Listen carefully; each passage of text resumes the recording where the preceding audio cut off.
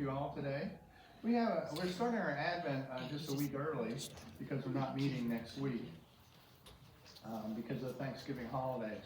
So we have an interesting study, and today we're going to talk about. We're going to go through a book called Advent in Plain Sight by Jill Duffield. Some of you have read her other works, one of which is Lent in Plain Sight, and the other is Everyday Objects. And she takes everyday things that we deal with and reminds us how they relate to God. And today we're going to talk about gates. And you think, well, what in the heck do gates have to do with Advent? But that's what we're going to explore. So we'll get started. The other week, Kathy used Psalm 100 as the basis of her sermon. And I wanted to read it because it reminds us of gates. It reminds us to enter his gates with thanksgiving and his courts with praise. Give thanks to him and praise his name, for the Lord is good, and his love endures forever. His faithfulness continues through all generations. So we are to enter his gates with thanksgiving. In today's world, we don't encounter gates all that much, but in the old world, we did. What was the purpose of a gate? Keep people in and out. Keep people in and out. Interesting, right? Mm-hmm. It was for protection. And I was trying to think today, the only gate that I could think about was at Providence Point. But there are others. A couple years ago, I tried to get out of a parking lot. You know, they have the gate that has to come up. Well, my credit card didn't work. And here I am, people are backing up behind me, you know, and I can't turn around. And so the gate was blocking me. So gates are meant to keep us in or out, and also protect us while we're in the property. So the definition that she uses is that gates are the portals or entry passages into a walled space. And again, for protection, way back when, walled protection was very important. And so I want to go over in just a minute Jerusalem and its many gates. How many of you have been to Jerusalem? 1, 2, 3. Okay. I don't know if you can see this too well. I tried to copy it. But, this is the old city of Jerusalem as it stands today. And you can see it's divided into 4 quarters. The Muslim quarter, the Jewish quarter, the Armenian quarter, and the Christian. And so even today, it is a holy site for multiple religions, all 3 major religions. The Wailing Wall is here that the Jews use. This Al-Aqsa Mosque is the oldest mosque that they know of, and it's on the Dome of the Rock, which my wife reminded me used to be a Catholic church.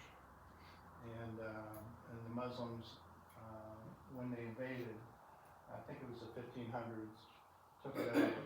So you have the Muslim quarter, and then here you have the Christian quarter and the Holy Sepulchre, which is where Jesus was crucified nearby and then buried. So very, very holy. The Wailing Wall for the Jews, the oldest mosque, in the place where we think Jesus was crucified. So, again, the gates are portals or entry passages into the walled space. So the only way you can get into here is through the walled space. Each gate is topped by openings in the wall, a medieval fortress feature enabling the release of weapons such as boiling liquids or stones to be aimed at the attackers below. So, Is the Muslim quarter that much bigger than the Christian quarter, or is yes, it's really that large? yeah. Well, now this looks very large, but the old city is not. It's not that large. But in terms of they're not identically equal. So here is one of the gates. It's called the Damascus Gate. It's the largest and most significant of the gates. It stands at the lowest geographic point in the old city, and it was built on the remains of a gate from Roman times, and it was visible as a small arch to its lower left. So this is the Damascus Gate, which enters the Muslim. Then we have Herod's Gate here, which is on the internal facade of the gate. Decorative Islamic art motifs are visible. The Arabic name refers to these motifs, but the English name comes from European pilgrims who mistook the gate for a place associated with Herod Antipas. Despite the error, the name stuck. So we have Herod's Gate up here. Right, is there a wall then in between those? What's that? Is there a wall in between those gates? I mean, can you only Yes. get in through the gate? Yes, this is all a wall on the Okay. outside. Okay. You can't get, you have to You have to go enter by through the one of the gates. gates. So, sorry, I don't mean to interrupt, even now, like, that's not the historical, there's still like a gate that's a barrier between that and the outer city, Yeah. the whole way around. Yeah, it was interesting, when I visited Jerusalem, I was with a group of Catholic folks, and they were going into this gate, but the Muslims were coming out of this gate from their morning prayers, and the Jews were also doing their morning prayers, and so it was really, really interesting to see all three religions practicing their faith. So this Lion's Gate over here, which also goes into the Muslim, was built in 1538 and 39. It leads directly to the Muslim quarter. It's the main entrance through which Muslims enter the Al-Aqsa compound to pray at the mosque. It's the only old city gate that has been open since it was founded. So this is the main entrance into the Muslim quarter.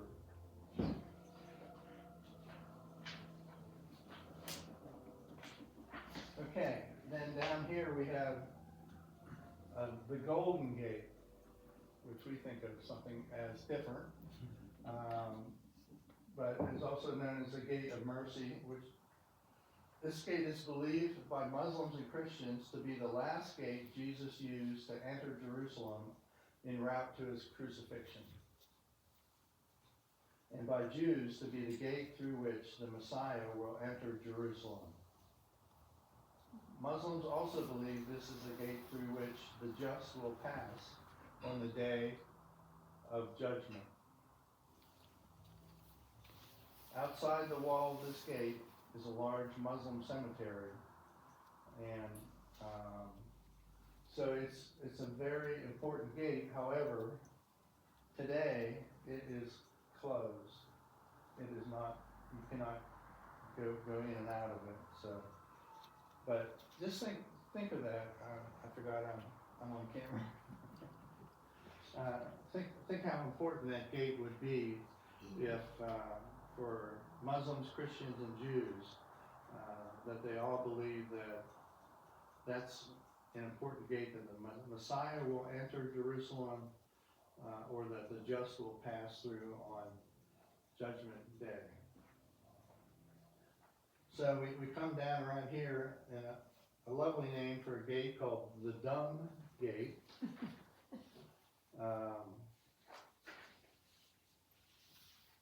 It's considered the back door of the old city. And the reason the Dung Gate may have come is from a translation of a Hebrew word for garbage. In days long gone, people tossed their garbage through the gate to the valley of Hinnom to be burned. Did you ever do that? Throw your garbage out the back door and say, well, I'll take care of it later, right? I think that's kind of what they were thinking about here. This is the kind of the back door. It is today, though, the main passageway for vehicles coming out of the old city and for buses going to the western wall, the Wailing Wall. So it is still used. Down here we have the Zion Gate. In the second half of the 19th century, a leper colony, livestock market, and slaughterhouse were located near the gate. So you can imagine the aroma that may have come from there. So that's yet another gate. Here we have the Jaffa Gate, which is also called the Hebron Gate. It's the second largest of the gates. It's located in the middle of the western wall of the city and faces Bethlehem. Dignitaries and conquerors alike used this gate, but so did people arriving by horse, carriage, bus, or railway. So this is an important gate today. All right, and the last gate here is called the New Gate. It was opened in 1889 to create access between the Christian quarter and the new neighborhoods being established beyond the old city walls that would have been out here. So obviously the New Gate. So you can see that these gates are very important to Jerusalem. And so you think, okay, what does this have to do with Advent? And she writes, Celts spoke of thin places where the barrier between God and human is nominal. There's a place where the gate to the heavenly kingdom has been flung open. This Advent, with Christ coming, no matter where we are, is no less than the gate of heaven. So her contention is with Christ coming at Advent, at Christmas, that the gates of heaven have been opened. And I think that's a really wonderful thought. At one time I heard it explained that God invaded our neighborhood at Christmas. And I kind of like that. I like the fact that we think that because God sent Jesus at Christmas, we now are closer to heaven than ever.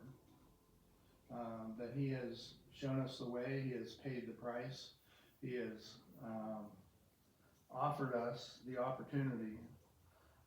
And so Genesis 28:17 talks about Jacob and the ladder. Do you remember that story, right? And he writes, how awesome is this place? This is none other than the house of God, and this is the gate of heaven. The divide between the holy and human virtually non-existent. I want to talk about that for a little bit if we can.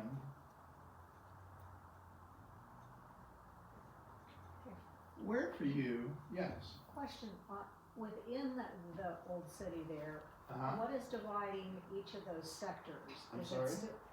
dividing the sectors, is there walls within, like, between the Muslims and the Christians? Yes. Okay, so there's, Distinct areas. I wondered that too. yeah, is it dividing where they can't cross or they can't go between Right. each other? Right, that's why you have to enter this gate to get in here, or this gate to get into the Muslim quarter, or this one. Okay, so there's no cross, they can't get from one to the other Not that I without. remember. And then the All I wailing, remember is having to go into this gate to be in the Christian quarter. Then we went into the Armenian quarter too.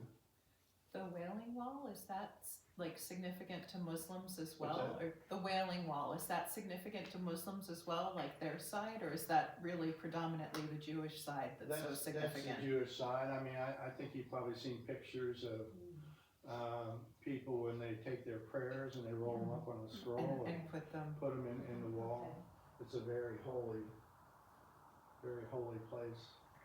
I was just wondering, cause like with some of like the churches or the mosques going back and forth between who has custody, if the Wailing Wall was significant to Muslims That's a too, good but. question, because there's a lot of tension here, between the Armenians and the Christians and the Jews and the Muslims, obviously, so there's still a little bit of tension, and it's not clearly defined.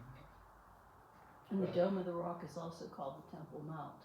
Temple Mount, right? Mhm.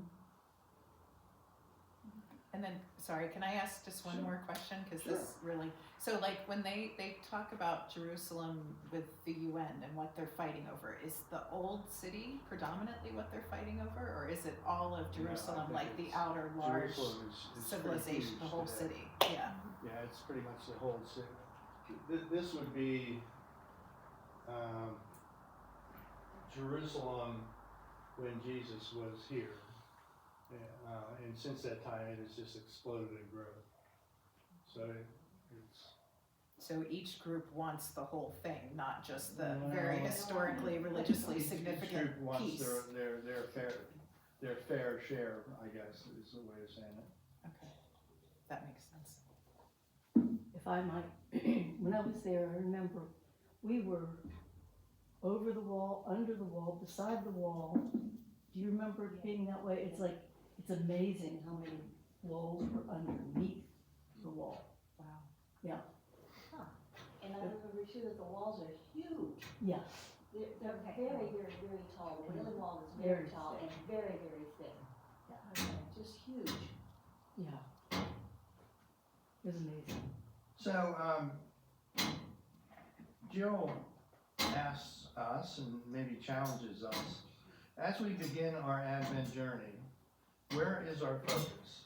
On whom or what are we fixated? And I want to read from Deuteronomy. Those of you who have watched The Chosen, this will sound familiar because they use it a lot. This is one of the most sacred prayers in Judaism, and it's called the Shema. And in it says, "Hear, O Israel, the Lord our God, the Lord is one. Love the Lord your God with all your heart and with all of your soul and with all of your strength. These commandments that I give you today are to be upon your heart. Impress them on your children. Talk about them when you sit at home and when you walk along the road and when you lie down and when you get up. Tie them as symbols on your hands and bind them on your foreheads. Write them on your door frames of your houses and on your gates." So you've probably heard the tradition of phylacteries in the Jewish, where they would, I think it's the one that they put on their arm. which has the laws to remember. But basically, Jill is saying, you know, our focus needs to be on God during Advent. And just as the Jews were encouraged to write them on their gates and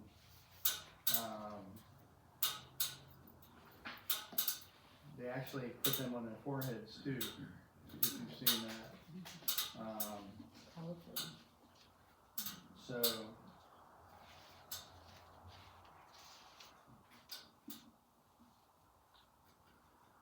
So, in today's world, we don't necessarily deal with gates like this. It's funny, when I went to look up Gates, so I typed in Gates, guess who came up? Bill Gates. So in today's world, That chat GPT. but then I got, but we don't necessarily deal with gates like this, although I got some pictures, and I'll just pass them around if you want to look at them. In Europe, if you've been to Europe, there's lots of different gates in different cities that go back centuries, and so we're familiar with gates in Europe, but there aren't too many. What? So Jill is asking us, what are the gates that we go through in our lives, that we pass through? One's education. Education. Yeah? Starting your profession. Profession? Start, yeah. Yeah? Birth. What's that? Birth. Yeah. Birth? Birth. Earth. Uh-huh. You don't think you came through a gate? Any woman in the room. That's a good one. That's a very good one. Anything else? Baptism. Baptism, Marriage. marriage, children, if you have them.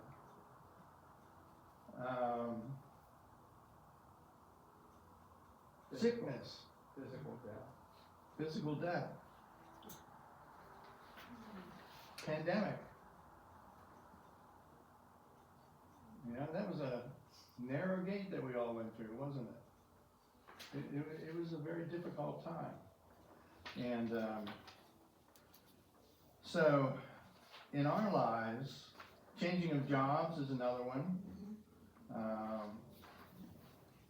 We have different gates that we pass through.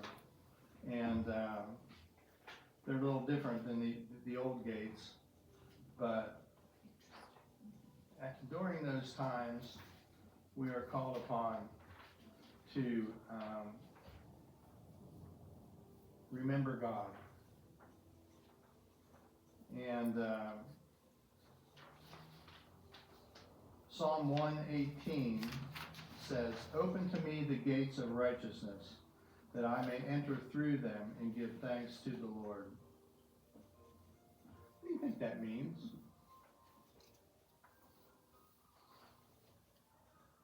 Open to me the gates of righteousness, that I may enter through them and give thanks to the Lord.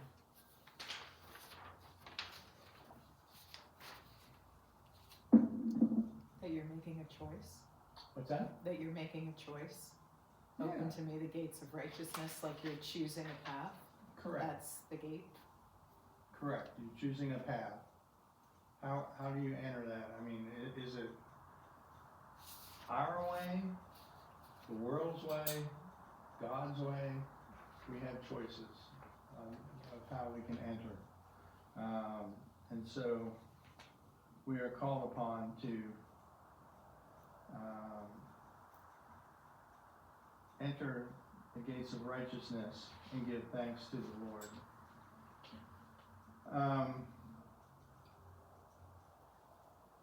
This can be very difficult in life.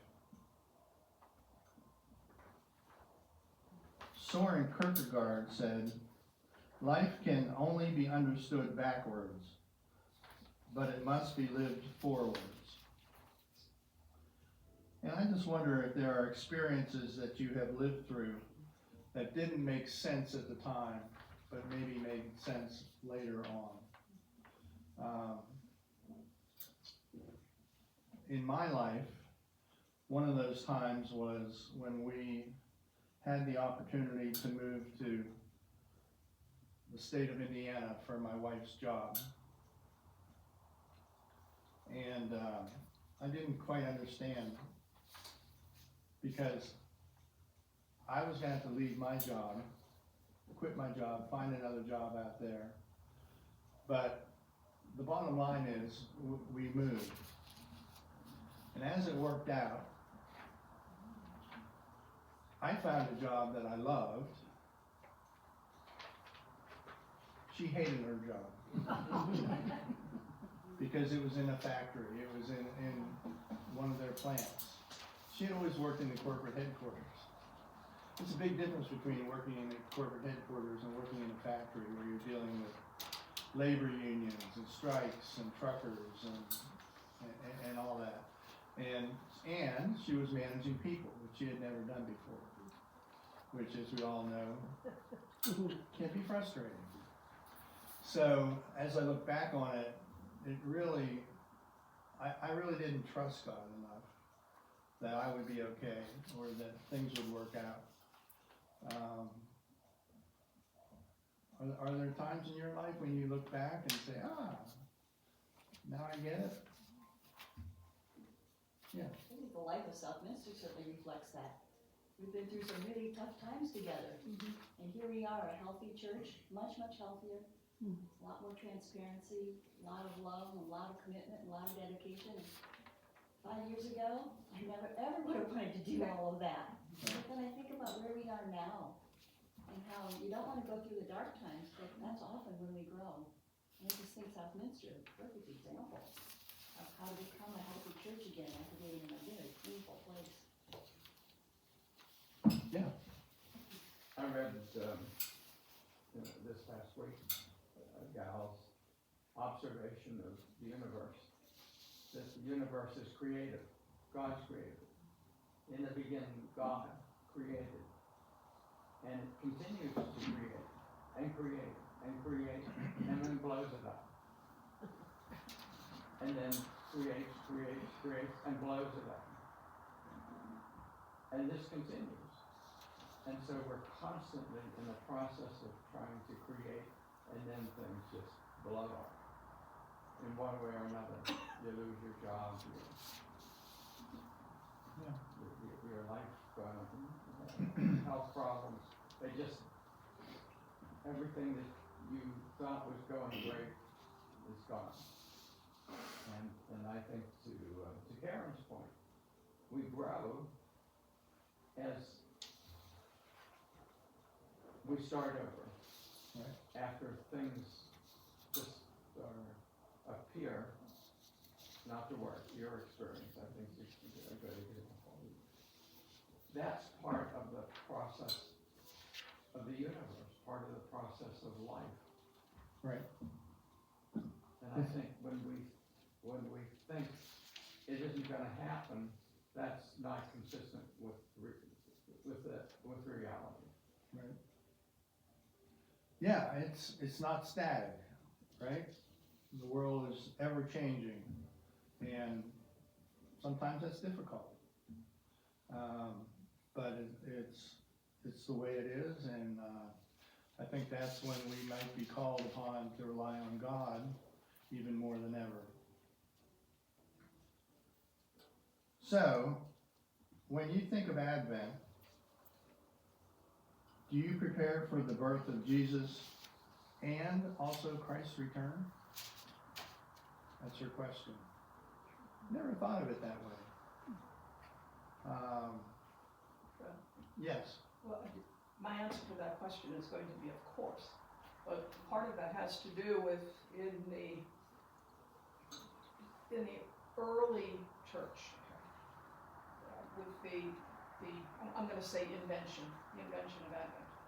Right. because it's not in scripture. It was, in fact, focused upon the second coming more strongly than the nativity. Right. It took like 6 or 7 centuries for the Feast of the Nativity to become a big deal in the early church.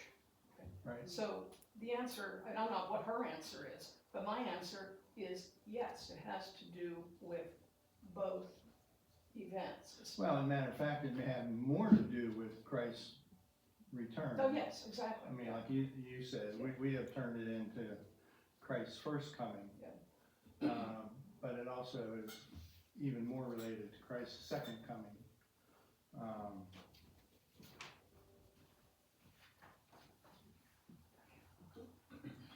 Okay, so, Fred, yeah, the second coming, we always think of Jesus reappearing in human form. But another way of looking at Christ's second coming is his coming to us through the Holy Spirit.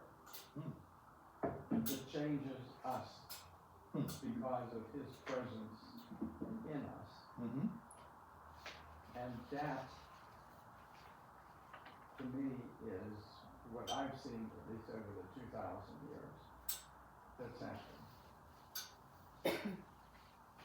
So when I think of Christ's birth, that's coming into this world, but also then his coming into our personal world. what a neat thought, huh? That this God of creation gets personal enough to come into our lives, to change us, to be with us. And yeah, I think that's yet another way of looking at it. It's very good.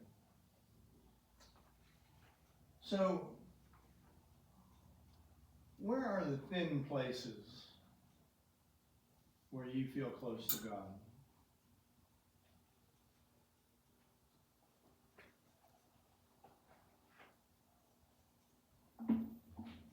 For me, one of them is music and meditation. I don't know if you've been there or not, but it's just a time to be. And we have the luxury of having beautiful music accompanying us. But that's a place where I can put aside the worries of the day and the worries of the future, or I try to, and just be with other people. What? Yes, Walt? I'm beginning to think more and more that sleep is a period, a thin period. Sleep. Sleep, that Mhm. somehow our consciousness is doing something beyond our physical day-to-day activity. Mm-hmm. And I don't know what it's doing, but it may well be connecting to the spiritual world. And then coming back with information, experience that we're not aware of what's going on.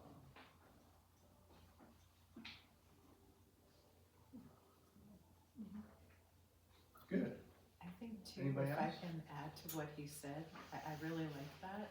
And I think when we're asleep or half asleep, we sort of are more open. You know, that inner critic gets turned off a little. So if you have an insight or something come, you might be more open to it than if it happened during the day when you're so busy, or like the inner worry that you Right. talked about could interfere. Right. Lydia, That's why. I mean, don't you like when you're about to fall asleep, you get these thoughts, you know, that you don't normally get. So, Fred, Yes, Something else that makes me think of the thin spot there is before I go to bed, I'll work on something, a problem, an issue, something that's bothersome, and I can't deal with it, I can't resolve it. right, And somewhere as I begin to wake up, all of a sudden, oh, here's the solution. Now, how did that come? If our consciousness isn't going into the spiritual reality and resolving it and coming back to us with the resolution of these issues, and it's happened constantly. right. It's not a fluke.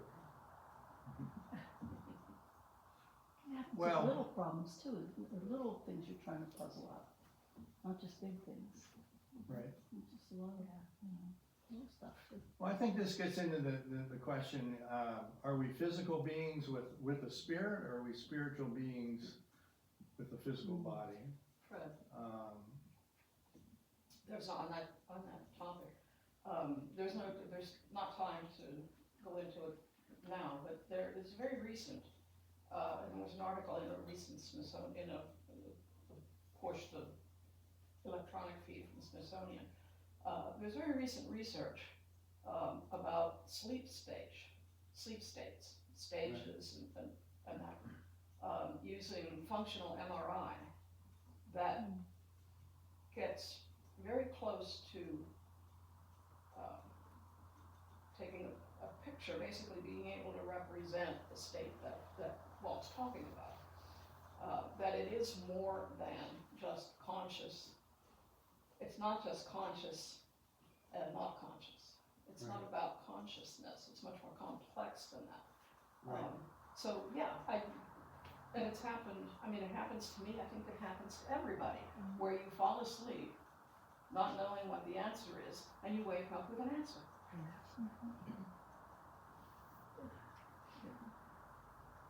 Yeah, Especially if you ask for it. what's that? I said especially if you ask for the answer. Yeah, If you there's something ask for about the If you prayer. ask for you go to sleep asking for the answer, or Right. looking for something, or trying to find something, and you wake up the next morning, and maybe it's there right in front of your face.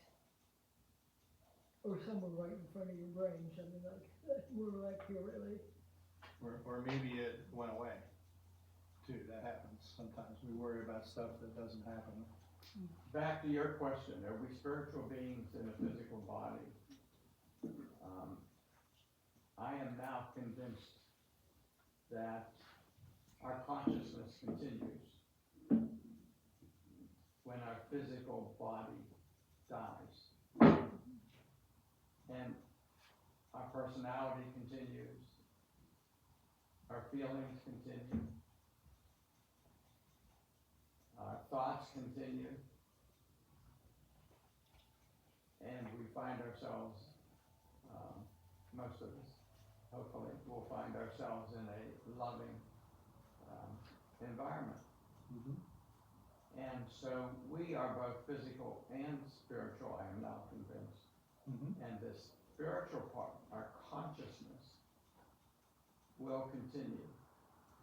And so I would say, if I had to make the choice of what you could, that our spiritual reality continues, and so our spiritual reality and our physical reality are combined in the state that we're in now. But that our spiritual body, our consciousness continues. Mhm. Wow, some deep thoughts here. You guys all right? Yeah. It's going to be very interesting what we find out in the future. We just have touched the brain and how it works and what we can do and other things. And from what I hear, AI is going to be very important in medicine and allow us to do things that we hadn't been able to do before, but my brain just kind of explodes when I think of that. Any other last thoughts? I would like to end by reading a prayer.